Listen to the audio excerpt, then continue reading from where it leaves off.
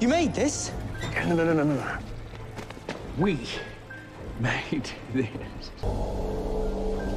ये कहानी जैसे ही स्टार्ट होती है हम एक आदमी विक्टर फ्रैंकेनस्टाइन को देखते हैं जो कि एक मेडिकल स्टूडेंट है और ये अपनी लाइफ में कुछ बहुत बड़ा करना चाहता है। एक रात वो सर्कस में जाता है जहाँ पर एक खूबसूरत लड़की अपनी परफॉर्मेंस दिखा रही होती है और इसी परफॉर्मेंस के दरमियान ये लड़की काफी ऊंचाई से नीचे गिर जाती है जिसकी वजह से इसे काफी चोट भी लग जाती है। यहीं पर हम इगोर को भी देखते हैं जिसको कुछ बैक प्रॉब्लम है, इसकी कमर झुकी हुई होती है जिसकी वजह से ये सही नहीं चल पाता। ये इस लड़की को बहुत पसंद करता है। गिरने की वजह से ये लड़की सांस सही से ले नहीं पा रही थी, लेकिन इगोर समझ जाता है कि उसे क्या प्रॉब्लम है और उसको कैसे ठीक करना है। क्योंकि इगोर को ह्यूमन स्ट्रक्चर की काफी नॉलेज थी। ये सब इसलिए था क्योंकि वो कुबड़ा इंसान था, उसकी कमर झुकी हुई थी और उसको ठीक करने के चक्कर में उसने बहुत सी स्टडी कर रखी। उसके पास डिग्री तो नहीं थी पर वो किसी डॉक्टर से कम नहीं था और कुछ ही देर में वो उस लड़की की जान भी बचा लेता है और ये लड़की दोबारा से सांस लेने लगती है। विक्टर फ्रैंकेनस्टाइन भी ये सब कुछ देख रहा होता है और काफी हैरान होता है। वो इगोर के पास जाता है और उसे कहता है कि ये सब तुमने कैसे किया। वो बताता है कि ये मैंने बहुत सी बुक्स पढ़ रखी हैं। विक्टर उसको कहता है कि तुम सर्कस में अपना वक्त जाया कर रहे हो, अपना टाइम जाया कर रहे हो, तुम मेरे साथ चलो, मैं तुम्हारी नई जिंदगी बना दूंगा। ये सब बातें वहाँ का रिंग लीडर यानी कि रिंग मास्टर भी सुन लेता है जो उस जगह का ऑनर है। उसको बहुत गुस्सा आता है क्योंकि इगोर वहां से जाना चाहता था। वो उसको एक पिंजरे में बंद कर देता है और उसको धमकी भी देता है कि अगर तुमने यहाँ से बाहर जाने का सोचा तो मैं तुम्हें पुलिस के हवाले कर दूंगा, तुम मेरे गुलाम हो और तुमने जितनी भी ह्यूमन बॉडी की एजुकेशन हासिल की है वो सब चुराई गई बुक से हासिल की है और पुलिस जरा भी देर नहीं लगाएगी तुम्हें पकड़ने में। अभी कुछ ही वक्त गुजरा होता है कि विक्टर फ्रैंकेनस्टाइन वहां पर आ जाता है और इगोर को उस पिंजरे से आजाद करके भागने लगता है। यहाँ पर सर्कस वाले दूसरे लोग भी इनको देख लेते हैं, वो इनका पीछा करते हैं, लेकिन काफी मुश्किल से उन सब से बचते हुए विक्टर इगोर को अपने घर पर सही तरीके से वापस ले आता है। घर पर पहुंचते ही सबसे पहले विक्टर कुछ इंजेक्शंस और दवाइयों की मदद से उसकी कमर के अंदर मौजूद पीप यानी कि कुछ गंदा मटेरियल निकाल लेता है ताकि उसका बॉडी पोस्चर्स ठीक हो सके और यहाँ पर इगोर ठीक भी हो जाता है और वो पहली दफा सही तरीके से खड़ा हो पाता है। यानी कि अब इगोर एक कुबड़ा इंसान नहीं है, वो सही से चल सकता है। दूसरी तरफ हम एक पुलिस ऑफिसर को भी देखते हैं जो कि कुछ लोकल कत्ल और इगोर के गायब होने की इन्वेस्टिगेशन कर रहे होते हैं। विक्टर इगोर को बताता है कि मैं एक एक्सपेरिमेंट जिसका नाम है रिवर्सल ऑफ डेथ उस पर काम कर रहा हूँ, यानी मैं मरे हुए इंसान को, किसी जानवर को दोबारा से जिंदा कर सकता हूँ, लेकिन इसके लिए मुझे बहुत काम करना है और तुम मेरी हेल्प करोगे। यहाँ पर वो एक कंटेनर में इंसानी आंखें भी दिखाता है जिसमें से जब वो करंट पास करता है तो वो आंखें मूव होने लगती हैं। इगोर इतना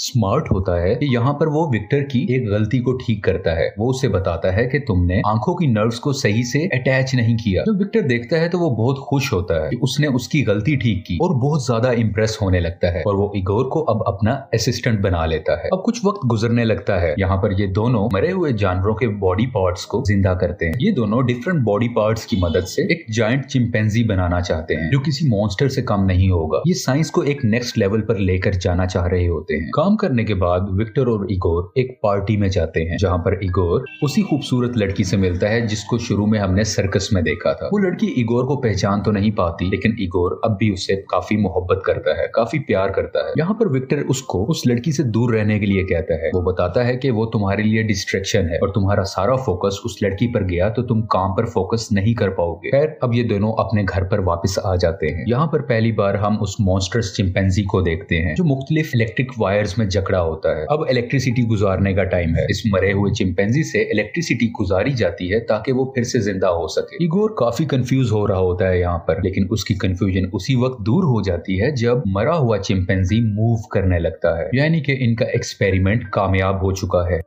अगले ही दिन अपनी साइंस को प्रूव करने के लिए विक्टर फ्रैंकेनस्टाइन उस चिंपैंजी को अपनी यूनिवर्सिटी में लेकर जाते हैं। यहाँ पर थोड़ी सी मुश्किलें तो आती हैं, लेकिन जब वो चिंपैंजी जिंदा होता है तो वो इधर उधर अटैक करने लगता है, लोगों को नुकसान पहुंचाने लगता है, जिसको देखते हुए विक्टर अपनी ही बनाई हुई क्रिएशन यानी उस चिंपैंजी को मार देते हैं। विक्टर को उसकी यूनिवर्सिटी से निकाल दिया जाता है क्योंकि उसने अनकन्वेंशनल मेथड्स को इस्तेमाल किया है। यहीं पर इसके कुछ क्लासमेट्स भी होते हैं जो काफी अमीर होते हैं, काफी रिच होते हैं। वो विक्टर को कहते हैं कि हम तुम्हें फंडिंग देंगे, तुम इन एक्सपेरिमेंट्स को कंटिन्यू रखो। और ये भी बताता है कि तुम मेरे लिए आर्टिफिशियल ह्यूमनॉइड्स बनाओगे, यानी कुछ ऐसे क्रिएचर्स जिनको हम अपने मुताबिक क्रिएट कर सकें और वो हमारी मुख्तलिफ कामों में हेल्प कर सके। उसके अलावा काफी पैसे भी ऑफर करता है। यहाँ पर हम इगोर को देखते हैं, वो नहीं चाहता कि वो इन लोगों के साथ काम करे, लेकिन विक्टर इगोर को नजरअंदाज करते हुए यानी उसे अवॉइड करते हुए अपने रिच क्लासमेट की ऑफर को एक्सेप्ट कर लेता है। और इगोर भी उसकी हाँ में हाँ कर देता है, क्योंकि विक्टर ने उसको नई जिंदगी दी थी, उसकी कमर ठीक की थी, उसकी जान बचाई थी, उसने काफी एहसान किए थे, जिस वजह से वो विक्टर का साथ देने के लिए रेडी हो जाता है। अगले ही दिन वही पुलिस ऑफिसर विक्टर के घर आते हैं ताकि वो इस केस की जांच कर सकें। उन्हें यह भी मालूम हो गया था कि यूनिवर्सिटी में चिंपैंजी को जिंदा करने की कोशिश की गई थी, लेकिन इन पुलिस ऑफिसर के पास घर चेक करने का वारंट नहीं होता, तो विक्टर उनको घर चेक करने नहीं देता और वो मायूस होकर वहां से चले जाते हैं। यहाँ पर इगोर उस सर्कस वाली लड़की से मिलता है जिसको वो प्यार करता है। वो लड़की उसे समझाती है कि तुम विक्टर को मना करो कि ऐसे एक्सपेरिमेंट्स ना करे, वरना वो फिर से कोई मॉन्स्टर बना डालेगा। और ये दोनों बहुत सा वक्त साथ स्पेंड करते हैं। वहां से वापसी पर जब ये घर पर आ रहा होता है तो देखता है कि वही पुलिसमैन और उसके साथी घर का दरवाजा तोड़ रहे होते हैं। इगोर दूसरे दरवाजे से अंदर जाता है और विक्टर को भागने के लिए कहता है। उसे बताता है कि तुम्हारा इन्वेस्टर, तुम्हारा क्लासमेट, उसने हमारे भागने का इंतजाम किया हुआ है। लेकिन विक्टर वहां से नहीं जाता और वो सारी मशीनरी को तोड़ने लगता है। वो चाहता है कि ये मशीनरी किसी और के हाथ ना लगे। इतनी ही देर में वो पुलिस ऑफिसर अंदर आ जाता है और उनको गन दिखाकर रोकने की कोशिश करता है, लेकिन वो नहीं रोकते और पुलिस ऑफिसर और विक्टर की आपस में लड़ाई होने लगती है। काफी लड़ाई के बाद विक्टर उसको धक्का देता है, जिसकी वजह से उसका हाथ बड़े से गियर के अंदर आ जाता है और उसका हाथ कट जाता है। अब पुलिस ऑफिसर का एक हाथ नहीं रहा। दूसरी तरफ ये दोनों एक कैरेज में यानी घोड़े वाली बग्गी में बैठकर अपने उसी दोस्त के पास चले जाते हैं जिसने इस प्रोजेक्ट को फंड किया है। यहाँ पर इनका दोस्त यानी कि इन्वेस्टर इनको मजीद पैसे देता है। वो कहता है तुम मेरे प्रोजेक्ट पर काम करो, तुम एक आर्टिफिशियल ह्यूमन बनाओ। क्योंकि अब यहाँ पर काम करना सेफ नहीं था तो रिच इन्वेस्टर उसे कहता है कि तुम स्कॉटलैंड चले जाओ, वहां पर मेरा एक फैमिली बैंगलो है, तुम वहां पर खामोशी से खुलकर काम कर सकते हो। इगोर एक बार फिर से उसे कहता है कि तुम इन चक्रों में ना पड़ो, लेकिन विक्टर उसकी नहीं सुनता और वो स्कॉटलैंड के लिए चला जाता है ताकि अपने एक्सपेरिमेंट पर काम कर सके। जैसे ही वो चला जाता है तो रिच इन्वेस्टर इगोर के पास आता है और वो उसे बताता है कि जैसे ही ये एक्सपेरिमेंट कंप्लीट हो जाएगा तो मैं विक्टर को मार दूंगा और उसके बनाए गए आर्टिफिशियल ह्यूमन को मैं एक वेपन की तरह इस्तेमाल करूंगा। क्योंकि वो आर्टिफिशियल होगा तो उस पर ना कोई गोली असर कर पाएगी, ना कोई उसे मार पाएगा और वो मेरे हुक्म पर चलेगा। ये सब इसे बताते ही इगोर के हाथ पांव बांधकर उसे पानी में फेंकवा दिया जाता है, लेकिन काफी मुश्किल से इगोर अपनी रस्सियों को खोलता है और अपनी जान बचाकर ऊपर आ जाता है। अपनी जान बचाने के बाद वो उसी सर्कस वाली लड़की के पास जाता है और उसे कहता है कि विक्टर की जान खतरे में है, हमें उसकी जान बचानी होगी। और ये दोनों भी मिलकर स्कॉटलैंड चले जाते हैं ताकि विक्टर को बताया जा सके कि उसकी जान खतरे में है। यहाँ पर पहुंचते ही वो सब कुछ विक्टर को बता देता है कि तुम्हारे साथ खेला जा रहा है, तुम्हारी जान को खतरा है। लेकिन ये सब कुछ जानने के बावजूद भी विक्टर इस एक्सपेरिमेंट को कंटिन्यू रखना चाहता है, क्योंकि वो उसे एक सीक्रेट बताता है कि बहुत साल पहले एक तूफान आया था जहाँ पर मेरा बड़ा भाई मारा गया था और कहीं ना कहीं विक्टर अपनी भाई की मौत का जिम्मा खुद को देता है और वो इस एक्सपेरिमेंट के थ्रू अपने ही बड़े भाई को जिंदा करना चाहता है।